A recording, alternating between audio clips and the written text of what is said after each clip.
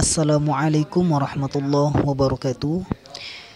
Alhamdulillahi ala ni'matil iman wa ala ni'matil islam wa ala ni'matil ukhuwah wa ala ni'matil hijrah wa ala ni'matil istiqamah. Nasyhadu an la ilaha illallah wa nasyhadu anna Muhammadan abduhu wa rasuluhu la nabiyya ba'da amma ba'du. Ikhwati fillah yang dirahmati Allah Subhanahu wa taala, terkadang hati kita senantiasa merasa galau, merasa risih, merasa berkecamuk dalam hati. Kenapa? Karena ada hal-hal duniawi yang senantiasa menjadi bahan pemikiran yang selalu mengusik diri kita. Jadi orang-orang senantiasa memikirkan perkara-perkara dunia yang semakin melalaikan dirinya dengan perintah Allah Subhanahu wa taala.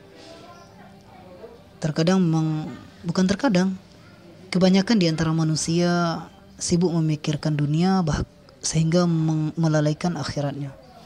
Mungkin barangkali di antara manusia itu adalah diri kita juga, teman-teman. Maka teman-teman yang dirahmati Allah, terkadang ketika kita merasa galau, merasa kecewa dengan target-target kita, dengan visi misi dunia kita tidak tercapai.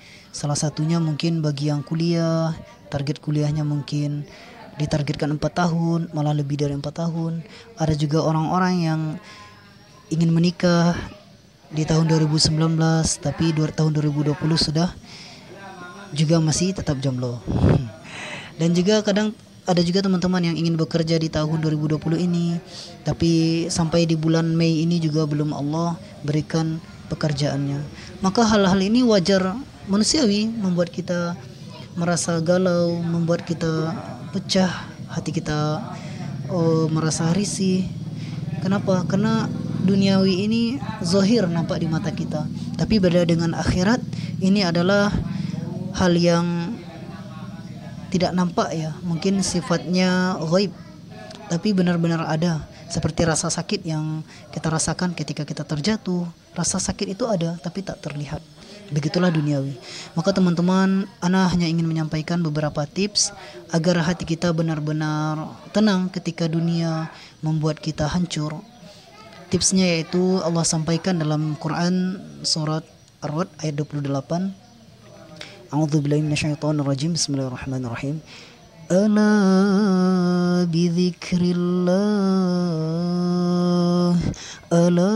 bidzikrillahi tatma'innul qulub.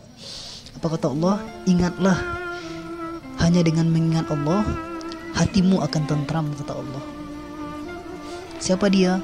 Orang-orang yang dikatakan Allah dalam surat Al-Anfal ayat 2.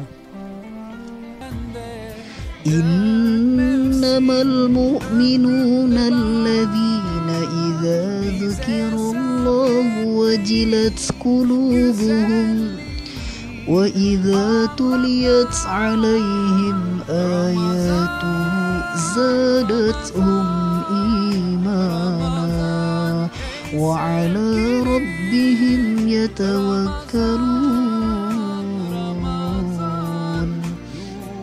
Yaitu orang-orang yang beriman, kata Allah.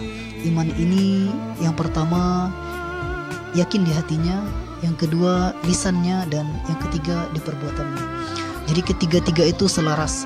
Ketika dia mengatakan la ilaha illallah, tiada Tuhan selain Allah, hatinya sudah terutama meyakini bahwa memang tidak ada Tuhan selain Allah, dan dalam kehidupannya tidak ada benar hal yang disembahnya melainkan benar-benar Allah Subhanahu wa taala.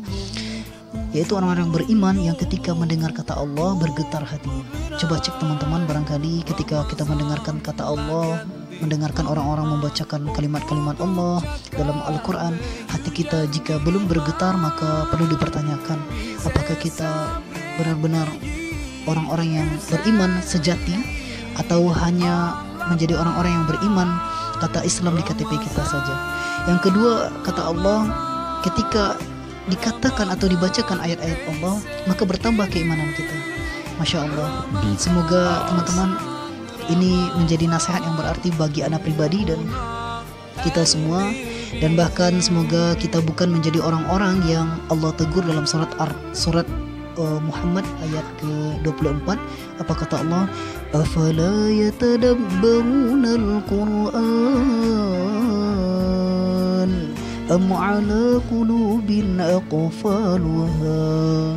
Apa yang membuat kalian, kata Allah, untuk meninggalkan Al-Quran ini, tidak membaca Al-Quran ini, kata Allah. Lalu akhir ayat Allah katakan, apakah hati kalian sudah tertutup? Maka teman-teman, ini adalah tamparan juga bagi kita.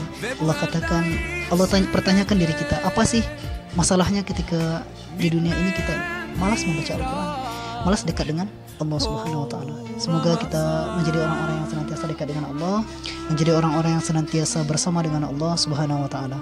Baik, mungkin sekian yang dapat Anda sampaikan. Semoga nasihat yang singkat ini bermanfaat dan semoga menjadi bahan untuk muhasabah bagi diri Anda pribadi dan bagi kita semua. Akhir kata, Ana mohon maaf dan minta ampun kepada Allah Subhanahu wa Ta'ala. Astaghfirullahaladzim. Mohon maaf kepada ikhwati fillah yang dirahmati Allah. Ketika ada salah yang Ana ucapkan, ketika ada perilaku yang salah Ana laksanakan, Ana mohon maaf. Akhir kata, billahi taufiq wal hidayah. Assalamualaikum warahmatullahi wabarakatuh.